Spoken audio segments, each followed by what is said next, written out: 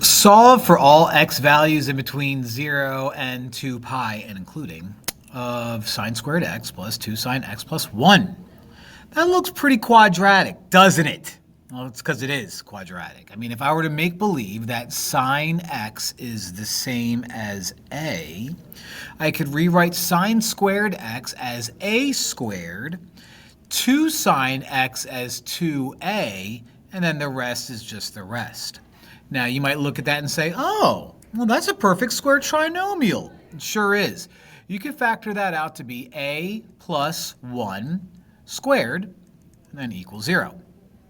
Now, whenever you're solving a perfect square trinomial such as this, you're going to square root both sides, but don't forget to attach your positive or negative symbol on the right side. So that leaves me with just regular a plus 1 equals positive or negative square root of 0, which is just positive or negative 0, which is just 0. So you're just 0. So let's subtract 1 from both sides. Now we have a equals negative 1. Now remember, a is sine x. So we have to go back to its original form and say sine x equals negative 1. Now, how do I get x all by itself? Well, you inverse sine, of course. So let's inverse sine both sides like that. Cross you out. And now x is all alone.